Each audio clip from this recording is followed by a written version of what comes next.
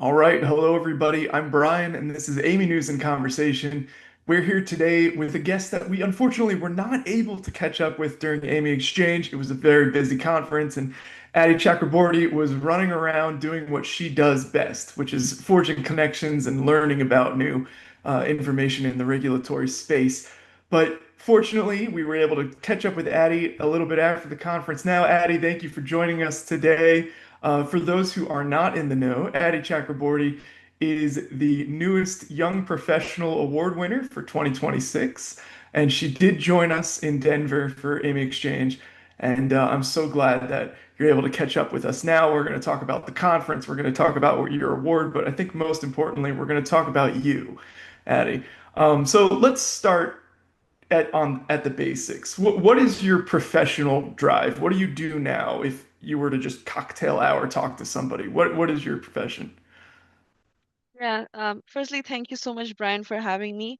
And then to answer your question, I work currently as a senior quality systems engineer at Analog Devices, but that's like my 9 to 5 job.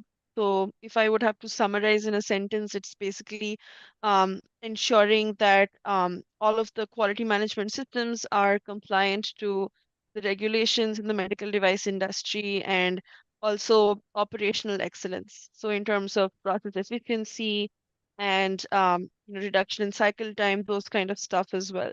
Uh, but outside my 9 to 5, I also like work with a number of teams on um, identifying industry gap and Mhm. how professionals, especially like in the quality and regulatory space, can benefit from some analysis or guidance on that.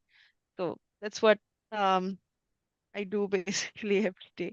No, and that's really indicative of what we would call a young professional climbing and becoming more seen is when you're getting involved in your professional space, even outside of work hours, or organizing and connecting with the right people to talk about not just the now, but the future of your industry.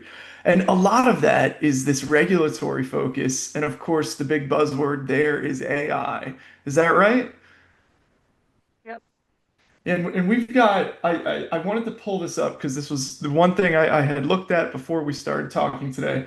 And it was your paper that was recently published in Archive. It's a preprint paper, so the public can access it. We'll put a link in the description. But it was Global AI Governance in Healthcare, a cross-jurisdictional regulatory analysis, which that you had mentioned to me, this was a little bit earlier on when we were trying to get a sense in 2024 of the future of AI in healthcare. It's only 2 years later, but things have rapidly changed in this time.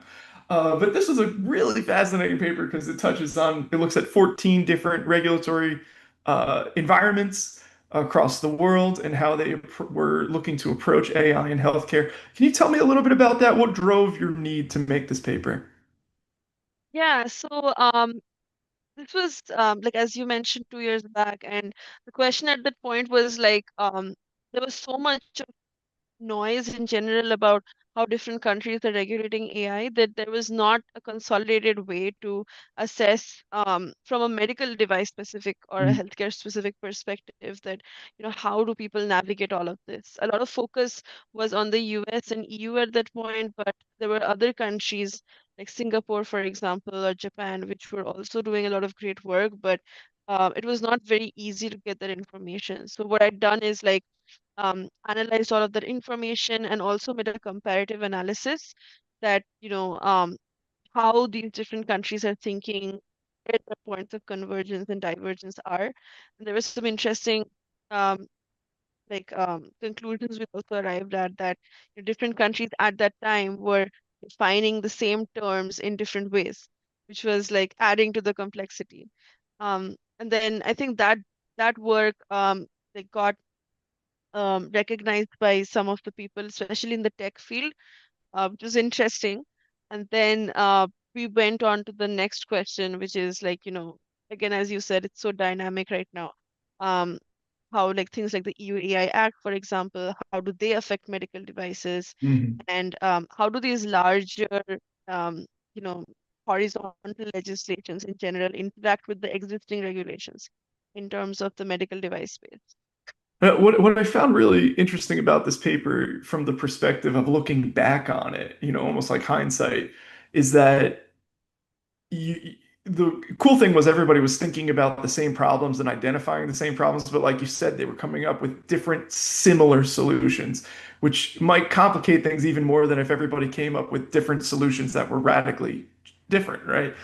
Um, you mentioned harmonization and regulatory harmonization and how this kind of highlighted the importance of that.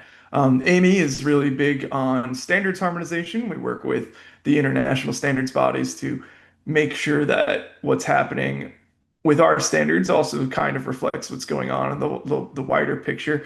Why is harmonization important for regulatory bodies? Does it make your life as a quality assurance person easier? Yeah, for sure. I am a big proponent of that, and I think every professional would also be a big proponent of harmonization. It just makes things way easier, in terms of execution and planning ahead, especially.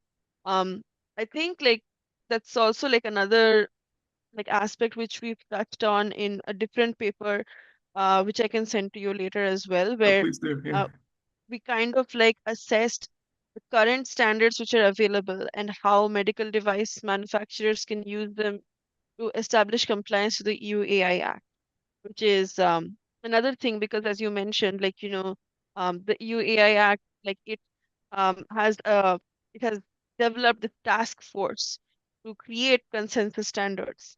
But Hmm. here we have a situation where we already have some really good like some international standards which can be used and can be interpreted in the context of medical devices to establish compliance to like bigger regulations like let's say the EU AI Act. And I think that's something which people have talked about as well, where how do we use what we have to achieve the now? And then, of course, going forward, how do we improve these standards? And a lot of these standards, like, IC 62304 and others, they have new addendums to them. They have new sections specifically to interpret in the context of AI. Especially if you look at the recent standard which came out, AAMI 34971, that Mm. talks of the application of a risk management standard in the Right, context of risk. machine learning medical device. And it's recognized in the FDA consensus database as well, which is very interesting because if you connect the dots, you see that FDA, for example, is coming up with its own guidances, etc. They're also pointing back to standards which organizations like AAMI is also creating, and I think it addresses the larger global concept of how do we put all of this together as a harmonized principle. So I Yeah. think it operationalizes that concept a lot. Yeah, and one of the interesting things about that document you mentioned is that Amy did wind up developing it. It was derived from a consensus report that came out of Amy. But when we developed it into a standard, we wound up working with our friends over in the UK and the standards development bodies over there. So that was already an attempt that we're starting to get that harmonization going. We want this to be an international effort. Um, but I love that you mentioned risk because in your paper you also had said, looking forward, I think there's going to be a lot of attention on risk. Is that still the case 2 years later? Yeah, I think like everything, if you look at almost all the AI regulations, risk is like the obvious keyword. Hmm.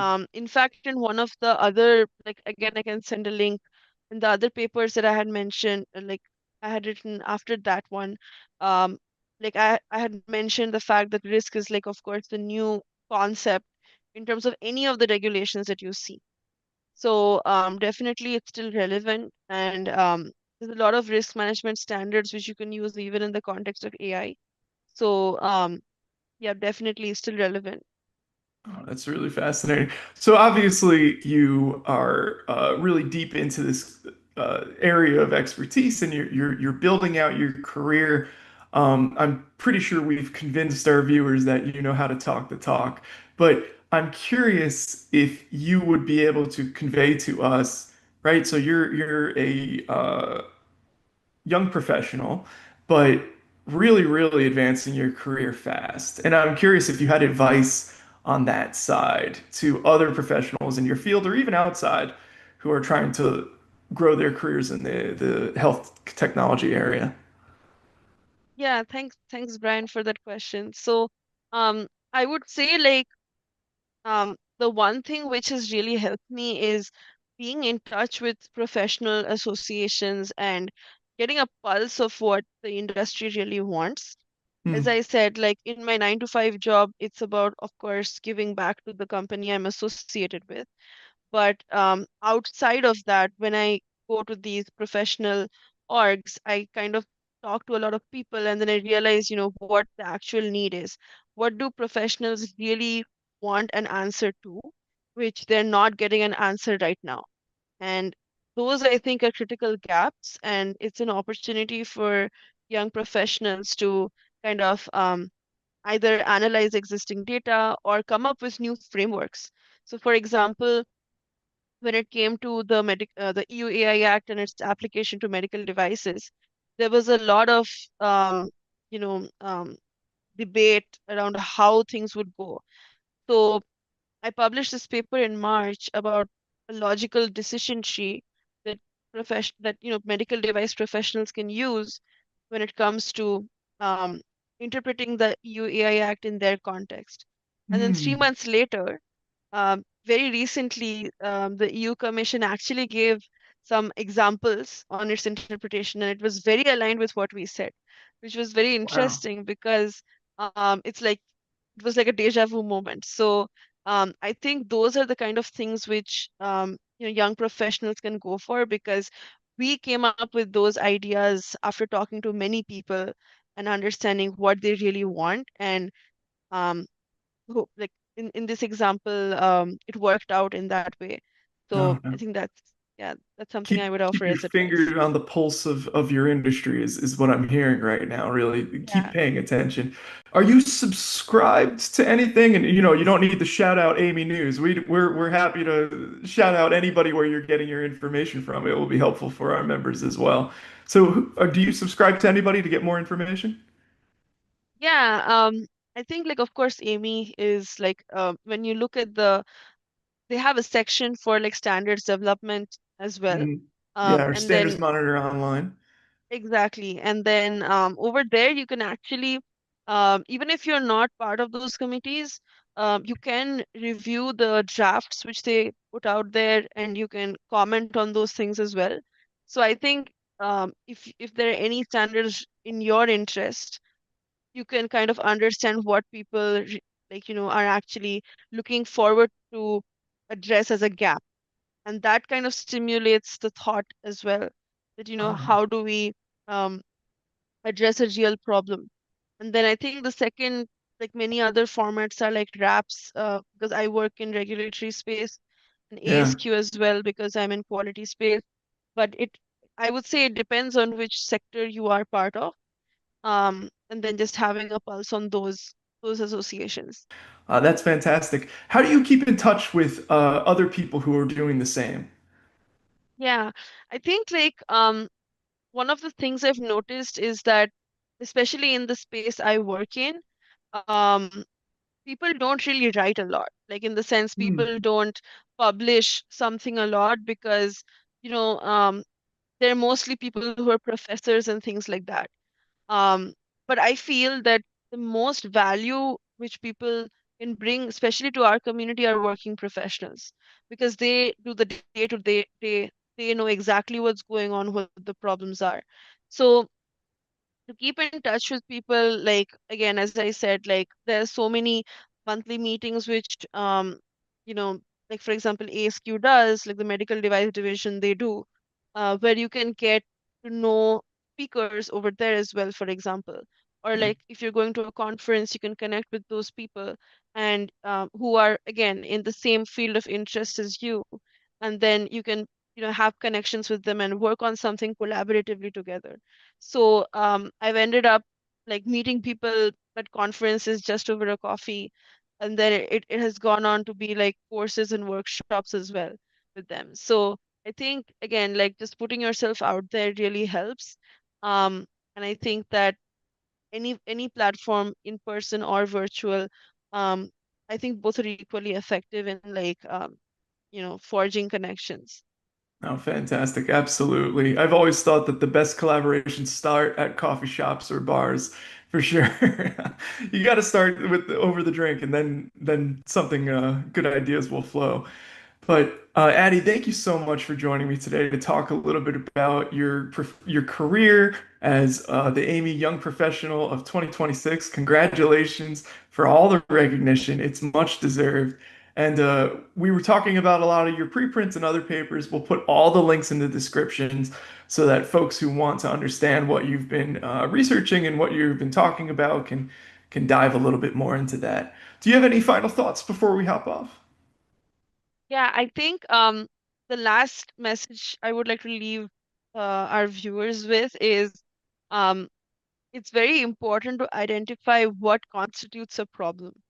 Hmm. In the sense that there's so much of noise in general about, especially like buzzwords like AI and stuff like that. There's so much content out there. But I think it's important to kind of understand what is truly an industry problem and finding out a real way to solve it. I think um, it's very important to focus on impact rather than just putting some content out there. I think like if you hit the nail on the head, I think it has way more impact. And I think that's what I would like to leave our viewers with, that message that focus on impact and focus on a real problem to solve. Fantastic. Well, Atty Chakraborty, thank you again for joining us today and congratulations. Thank you so much, Brian.